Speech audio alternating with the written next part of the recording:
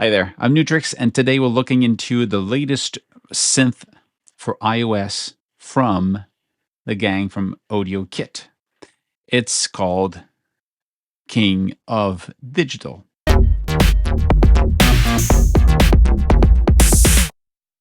It's a synthesizer, and it uses sample. It's a sample playback device. It also has a virtual analog style synthesizer in it. There's a step sequencer. If you know King of Bass, the interface will be very familiar because it has the same look and feel if you want.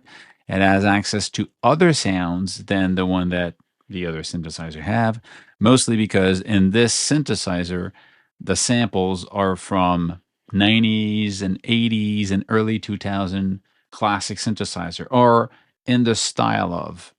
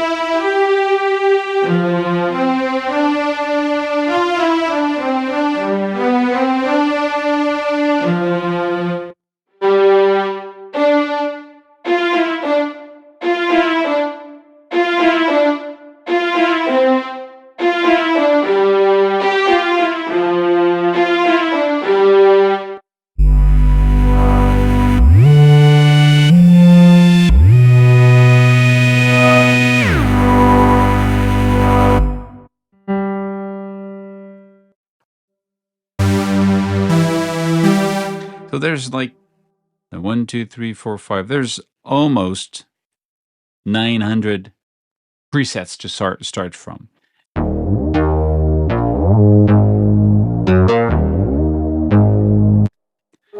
So how do you use these to create all of these different sounds? Let's go through the whole process of how this works. First of all, I go into Info, and there's a little thing here called Flow Schematic. If you click on this, it shows you how the internal schematic of the synthesizer works, so you understand a little bit more of what this is happening. So you've got layer 1 and layer 2. So there's 2 layers of synthesizer playing at the same time, or not. I mean, you can just say play layer 1 if you want. And the 2 oscillators, you can start by using a virtual analog oscillator, or you can use a PCM. So PCM is basically a sample. It's a pulse code modulation. It's a way to encode samples so they take less space and keep the quality. Is something you had in, the Romplers of the 90s, basically.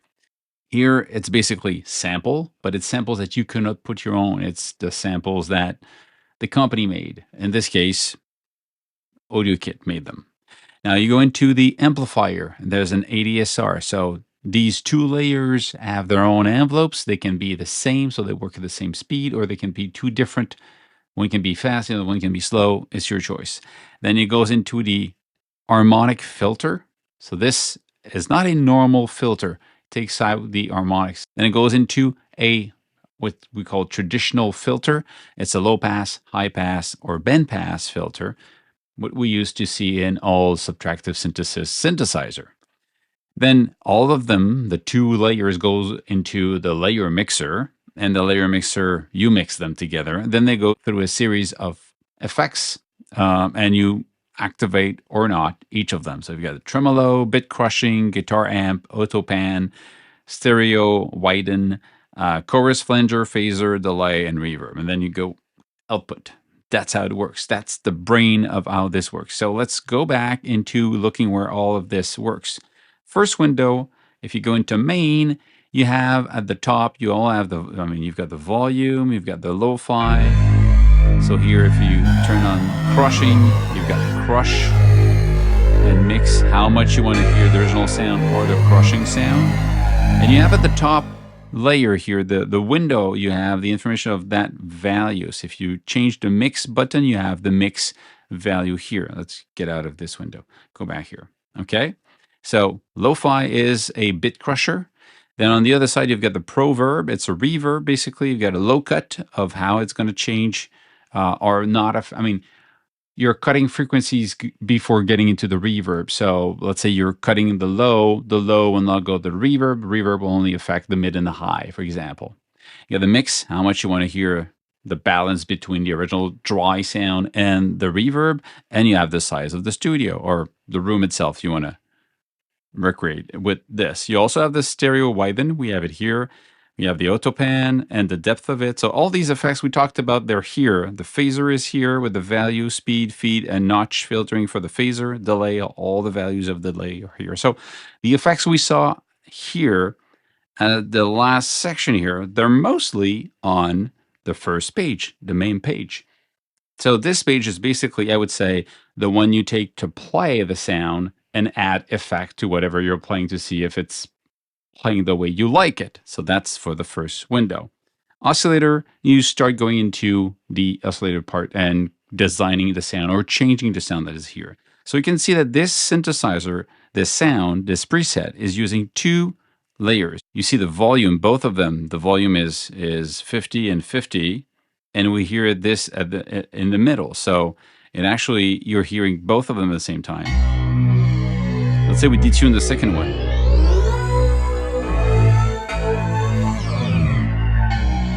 So here, these are the two different sounds. You can go in and click here to change to analog or virtual analog synthesizer. So you've got these different wave shape you can select to here. Let's see if we can bring that down. You also have 90s. So you want it to sound like the 90s analog styles type of sound. Or you click back here and then you activate which sound you want to pick. So these are the samples, the raw samples you can pick. And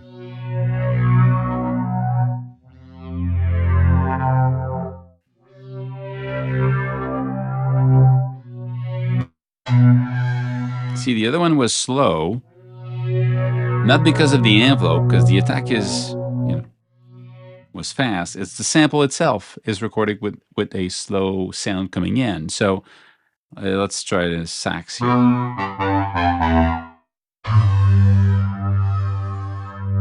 You can even search for something. See, I'm searching for, I don't know, bass.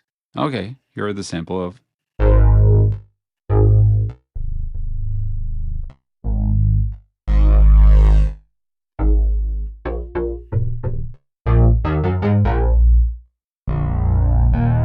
Let's say I like this one. Well, done. Now it's the one I have. Now, so all of these are different expansions like you had on hardware devices like the JV 1080, for example. When you had a PCM card, you could add and have more sounds. So these are other samples that you can use. There's a bunch of them. People might ask, can I bring my own? Right now, I don't see how you could import your own sounds, and I don't think it's part of what this is for. It's really to use what you have there to play. There's so many sounds to start from. Under it, you've got the attack, decay, sustain, release. The envelope, you have a link here. If you activate link, you see that the ADSR layer 2 is now deactivated. If you take it back in, it means that the two of them have a different. If I listen to this one. Oh, let's go back.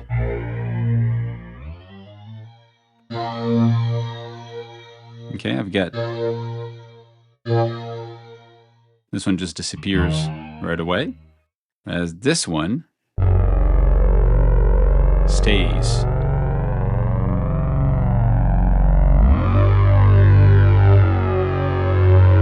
If you bring the two together,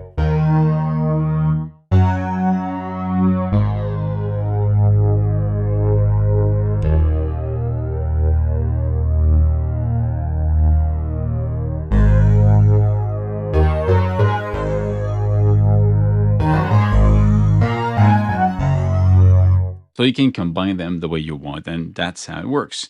Other thing that is interesting, just over the keyboard, you have a little arrow with the keyboard on it. You click on it, you shrink the size of the keyboard on screen, and you activate more control. So what you have at the bottom here, or the middle section, is basically the main page, the page you added here.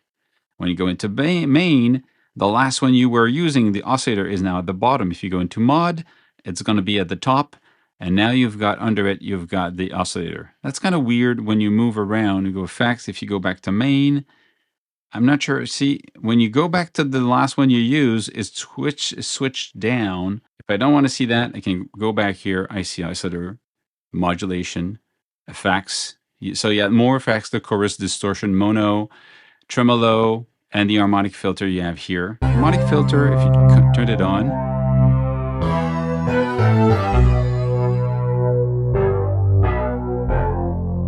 so it takes harmonics out of it.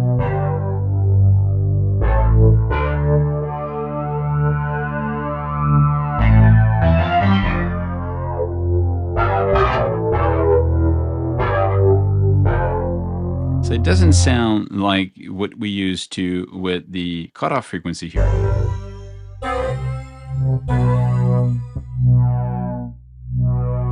Okay.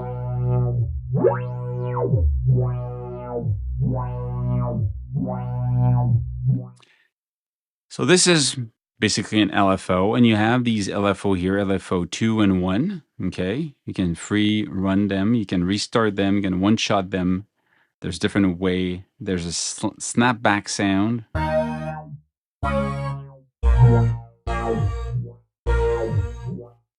Okay.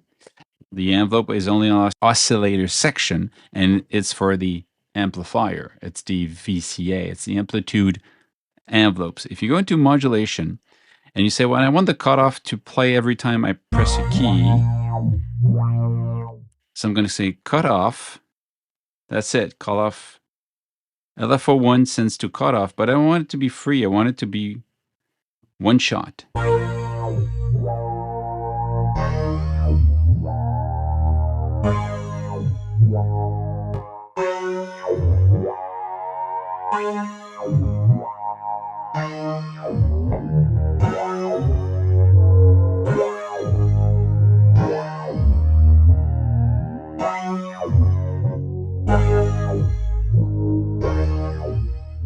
It opens up and close using the speed that I have here.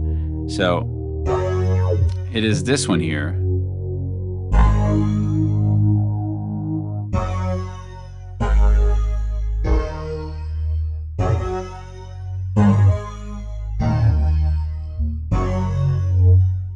I'm going to go back here and listen.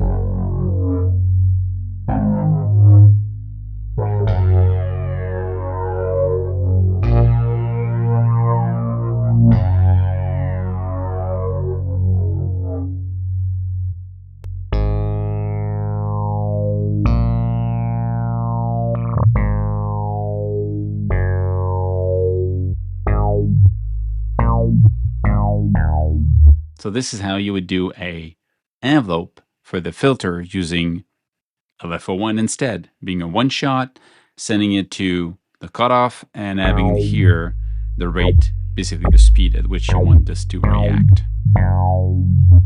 If you don't want it anymore, turn off the LFO. Now the cutoff is always at the same place.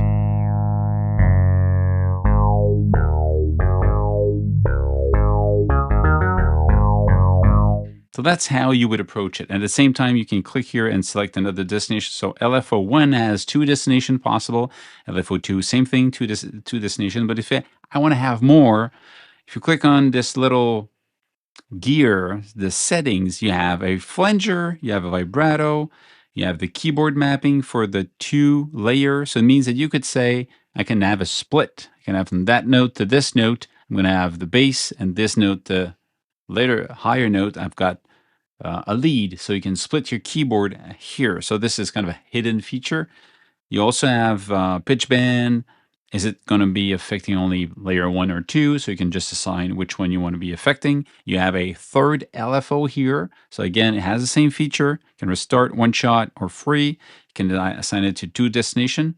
You can change the tuning. You can do tempo sync. And then we have the sequencer. Sequencer is very simple. You type in the difference in step or semitone you want from the note that you're playing. If you turn it on, I'm just going to go through the steps. Right now I've got 2 steps, but if I ask, I don't know, 6, then you decide how far from the original you want to go, you know.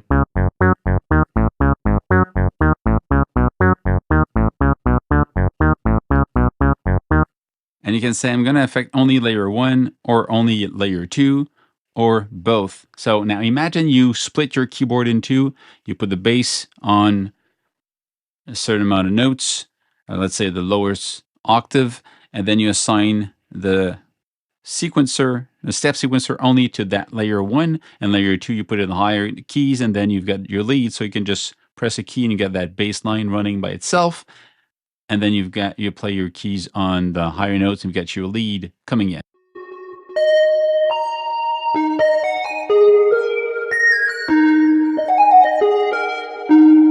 Let's just try if we want to do that split. You go here.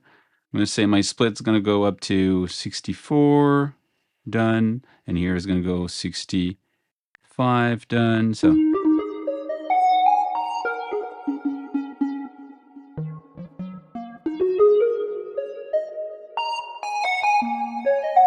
let's go back to the oscillators. This one's going to be.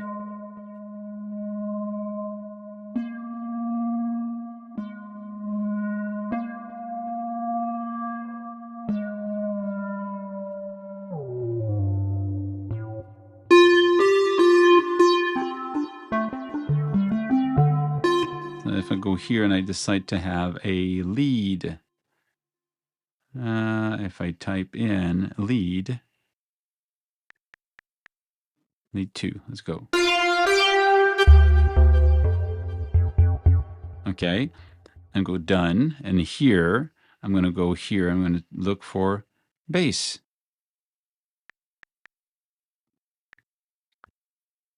And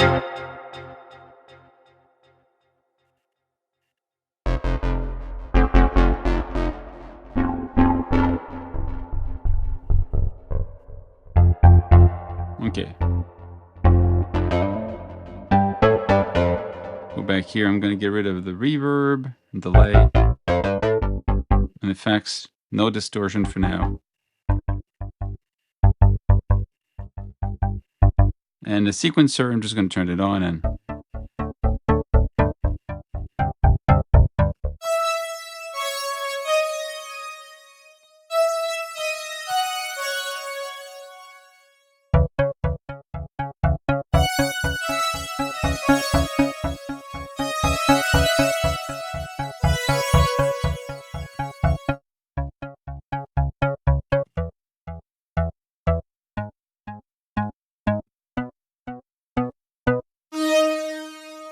Oh, I get it.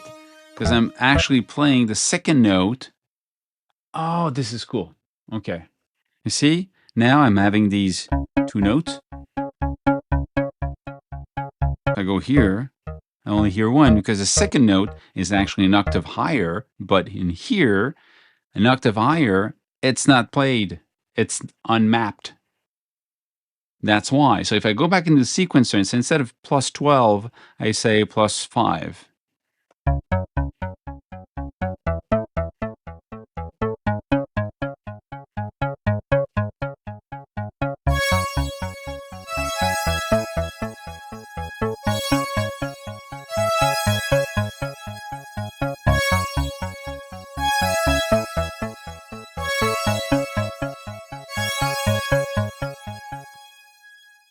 It's fun. There's a lot of things you can do with it. Like all the other stuff from AudioKit, this is a pretty damn cool plugin. It works well, a lot of options. If you like the sound, go ahead, have fun, pick it up, stay safe, make more music, and see you soon. Cheers.